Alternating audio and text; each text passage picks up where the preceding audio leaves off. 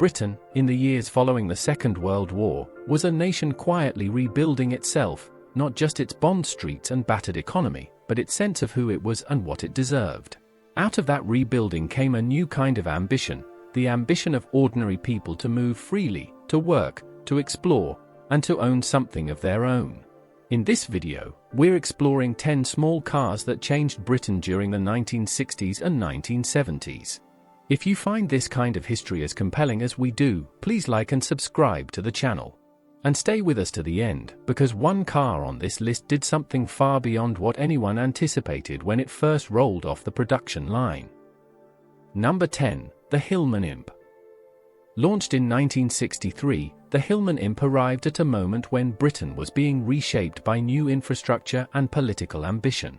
The government had invested heavily in developing Scotland's industrial base, and the Imp was built at a purpose-built factory in Linwood, near Glasgow, itself a statement of regional economic policy.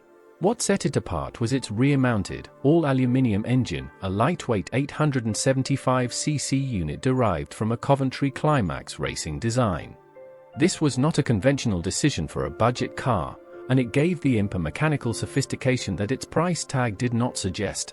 For buyers in Scotland and the north of England, it felt like a local product, and in many respects, it was. Tradespeople and young couples on modest incomes found it agile enough for the narrow mill towns and hillside roads of northern Britain. The Imp never quite matched its rival from Longbridge in sales figures, but it represented something honest, a genuine attempt to bring engineering ambition to the affordable end of the market. Scotland's motoring heritage would not be the same without it. Number 9. The Ford Anglia 105e. The Ford Anglia 105e debuted in 1959 and remained a fixture of British roads well into the late 1960s. Arriving just as hire purchase was transforming working-class spending habits and making car ownership a realistic goal for families who had never considered it before. Its most distinctive trait was the reverse-rake rear window, a styling choice borrowed from American automotive design that gave the Anglia an unmistakably modern profile on roads still dominated by upright pre-war shapes, while beneath the surface, the overhead valve Kent engine was efficient and easy to maintain. Suburban commuters across the Midlands and the home counties adopted it with enthusiasm. It was the car parked outside the semi-detached on a Saturday morning, cleaned with a chamois leather on the front drive, a small ritual of post-war prosperity. The Anglia sold over 1 million units in Britain during its production run, and that number speaks to more than commercial success. It speaks to a moment when car ownership stopped being a privilege and started being a reasonable expectation. Number 8. The Vauxhall Viva HA. In the autumn of 1963, with Harold Wilson's government preparing its vision of a modernized Britain forged in the white heat of technology, Vauxhall quietly launched the Viva HA, small, simple, and positioned directly against the Mini, but aimed at buyers who wanted something slightly more conventional.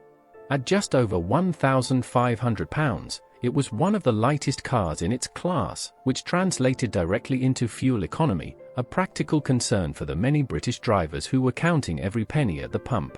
It appealed strongly to first-time buyers in provincial towns, young men and women stepping into the workforce, needing reliable transport between home, factory, or office without taking on unmanageable expense. The Viva may lack the cultural mythology of some of its contemporaries, but in the everyday arithmetic of 1960s Britain, cost, reliability, and simplicity, it answered the right questions at the right moment. Number 7. The Triumph Herald. Styled by Giovanni Michelotti and launched in 1959, the Triumph Herald entered a Britain still adjusting to the end of petrol rationing, which had only lifted 2 years earlier. The freedom to drive where one wished, without restriction, was fresh enough to still feel like a gift. The Herald's defining technical characteristic was its turning circle of just 25 feet, tighter than almost anything else on British roads at the time, achieved through a backbone chassis and a front end that swung open in one piece, making home servicing straightforward for the mechanically curious owner. In the dense Victorian street grids of cities like Birmingham, Bristol, and Leeds, that maneuverability was not a minor convenience, it was a daily advantage, and district nurses, local councillors, and independent tradespeople found it indispensable. The Herald was later developed into the Vitesse and the Spitfire, demonstrating that a small, practical platform could hold genuine ambition, its legacy is one of British engineering flexibility, doing more with less. Number 6. The Austin A40 Farina. When the Austin A40 Farina appeared in 1958, Britain was entering a period of cautious optimism. The austerity of the immediate post-war years was easing, and for the first time in a decade, families were beginning to think about comfort rather than simply function. The A40 was among the earliest British production cars to feature a hatchback-style rear, with the tailgate opening independently of the bumper, previewing a layout that would dominate European motoring for the next half-century, while Pininfarina's influence gave it a continental elegance unusual for its price point. Middle-income families in market towns and cathedral cities were drawn to its combination of style and practicality, carrying shopping, school children, and weekend luggage with equal composure on a road still largely free of the congestion that would come in the following decade. The A40 Farina pointed toward a future that British manufacturers would be slow to fully embrace. Its hatchback configuration was decades ahead of mainstream adoption, a quiet act of foresight dressed in Italian tailoring. We are halfway through this list, and the 5 cars still to come include one that did not simply reflect the way Britain lived. It reached into that life and permanently altered it. Number 5. The Reliant Robin. The Reliant Robin launched in 1973, just as the oil crisis was beginning to bite. Fuel prices had risen sharply following the OPEC embargo, and the economics of motoring were suddenly, urgently relevant to millions of British households. Its 3-wheel configuration meant it was technically classified as a motorcycle under British law, which allowed drivers to operate it on a motorcycle license and pay lower road tax, and for many, this legal quirk was not a curiosity but the only way they could afford to remain mobile. For a generation of retired workers, rural residents, and those who had never held a full driving license, the Robin was freedom made affordable, parked outside post offices and corner shops across the East Midlands and beyond, driven by people the mainstream motor industry had largely forgotten. The Robin was mocked often and affectionately, but its persistence across 3 decades of production tells a more serious story, that mobility matters at every income level, and that practical engineering, however unconventional, earns its place.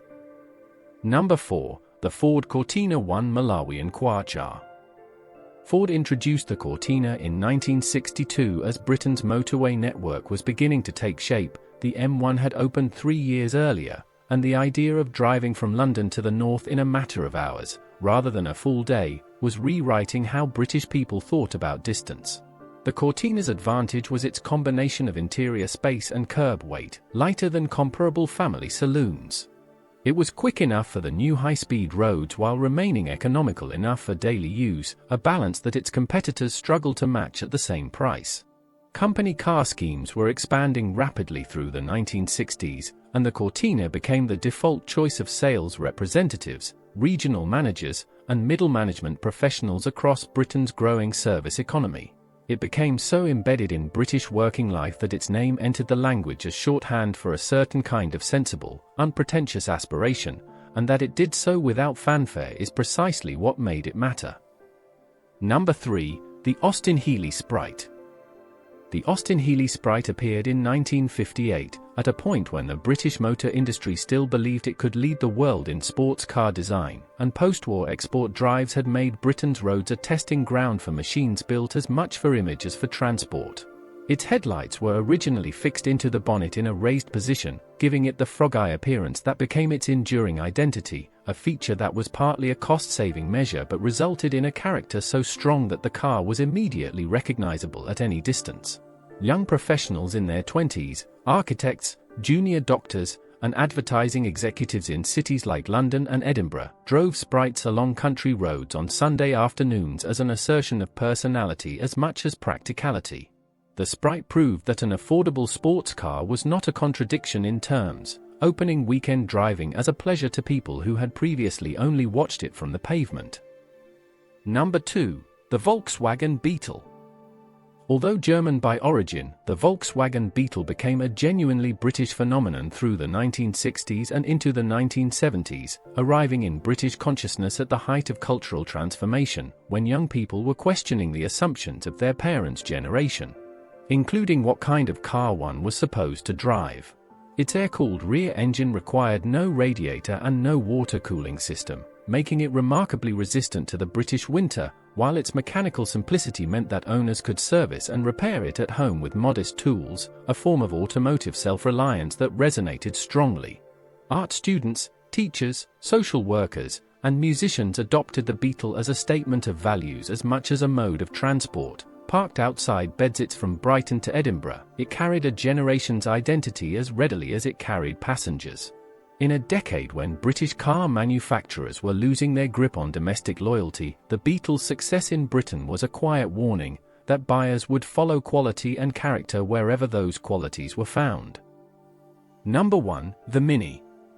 The Mini launched on the 26th of August, 1959, during a period when Britain was still processing the humiliation of Suez and the anxiety of the nuclear age. Alec Issigonis designed it in direct response to the Suez fuel crisis of 1956, which had exposed how vulnerable car-dependent Britain was to events far beyond its borders.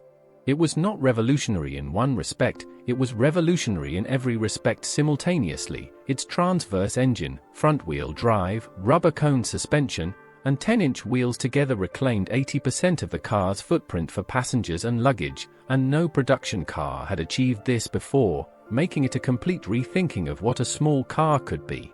The Mini erased, more effectively than almost any other consumer object of the 20th century, the visible distance between social classes on British streets. Peers of the realm and factory workers drove the same car, and it appeared in Carnaby Street and on council estates with equal comfort. Becoming alongside the Beatles and the King's Road one of the defining symbols of what the world understood as British in the 1960s. 65 years after its launch, the Mini name remains in production and in conversation, and that is not nostalgia, but recognition that Issigonis solved a problem so completely that the solution has never been bettered. Taken together, these 10 cars tell a story about a Britain in motion, not just physically, but socially, economically, and culturally. They reflect a nation that was, in the space of 2 decades, reinventing its relationship with work, class, freedom, and daily life. If you'd like to explore more of this era, click through and watch our next video. And let us know in the comments, did your family own one of these cars? And do you think we placed them in the right order? Thanks for watching, and we'll see you in the next one.